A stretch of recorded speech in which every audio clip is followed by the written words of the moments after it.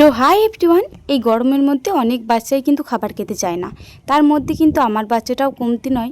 আমার বাচ্চাটাও কিন্তু এই গরমের মধ্যে মোটেও খাবার খেতে চাইছে না, আর ওর কিছু প্রবলেমও দেখা যাচ্ছে। তো সেই কারণে এই কিছুদিন আমি সেদ্ধই ওকে খাবার দিচ্ছি। সেদ্ধ খাবারের মধ্যে কোনোদিনও ডালিয়া সেদ্ধ, কোনোদিনও ডাল সেদ্ধ বা কোনোদিনও খিচুড়ি সেদ্ধ, এইরকম করে আমি নানা রকম করে খাওয়াচ্ছি।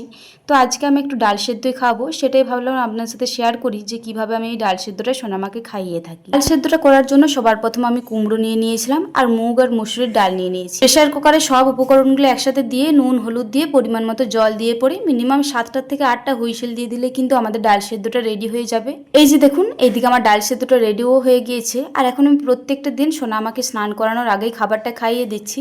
এই ডাল সেদ্ধ বা খিচুড়ি সেদ্ধটা খাওয়াচ্ছি, তারপরে দুপুরে যদি কারোর সাথে দু খাবল ভাত খাচ্ছে তো খাচ্ছে, তাছাড়া কিন্তু এই ডাল সেদ্ধটাতে ওর পেটটা ভরে যাচ্ছে। আর এই কিছুদিন হলো সোনামা গোটা গোটা খাবার মোটেও খেতে চাইছে না, তো সেই কারণে এই ছাঁকুনির সাহায্যে একটু ম্যাশ করে নিচ্ছি। এই যে দেখুন, ম্যাশ করে কি সুন্দর দেখতে লাগছে। আপনাদের বাচ্চারা যদি ম্যাশ করে না খেতে চায় তাহলে কিন্তু আরো নানা রকম সবজি দিতে পারেন, তবে আমি যেহেতু ম্যাশ করব তো সেই কারণে বেশিরভাগ আমি কুমড়োটাই অ্যাড করেছি।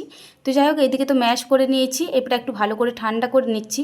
এরপর এই ডাল সেদ্ধের মধ্যে আমি অল্প পরিমাণে ঘি দিয়ে দেবো। বাচ্চাদেরকে ঘি খাওয়ানো কিন্তু ভীষণই ভালো, তবে পরিমাণটা একটু বুঝে শুনে দেবেন। যেই বাচ্চার যেমন শ্যুট করবে তাকে তেমন দেবেন। সোনামা কিন্তু খুব একটা বেশি খেতে পারে না, একটু বেশি দিলে সোনামায়ের প্রবলেম হয়, তো সেই কারণে আমি অল্প পরিমাণেই দিলাম। ঘিটা না আমার একটু দানা দানা হয়ে গিয়েছিল, তো সেই কারণে ডালটার সাথে আমি ভালো করে ম্যাশ করে নিলাম। যতক্ষণ না ঘিটা একদম ভালো করে ম্যাশ হলো ততক্ষণ কিন্তু আমি মিক্স করে নিয়েছি। তো যাই হোক, এই ফিডিং বোতলের সাহায্যেই কিন্তু আমি সোনামাকে বেশ কিছুদিন এই দুপুরের খাবারটা খাওয়াচ্ছি। এই ফিডিং বোতলটার সাহায্যে খাওয়াতে কিন্তু আমার বেশ সুবিধা হয়, তো সেই কারণে আমি এই ফিডিং বোতলের সাহায্যে বেশিরভাগ খাইয়ে থাকি। এই যে এক ফিডিং বোতল খাওয়াই তাহলেই কিন্তু সোনামায়ের পেটটা পুরো ভর্তি হয়ে যায়। এই যে চলুন, আমার খাওয়ার জন্য একদম পুরোপুরি রেডি হয়ে গিয়েছে, এবারে সোনামাকে খাওয়ানো যাক। আর সোনামাকে খাওয়ানো তো নয় যে চুপচাপ বসে খেয়ে নেবে। এই কিছুদিন আগে পর্যন্ত কিন্তু চুপচাপ বসে খাচ্ছিল, তবে এই কিছুদিন হলো মোটেও চুপচাপ বসে খেতে চাইছে না।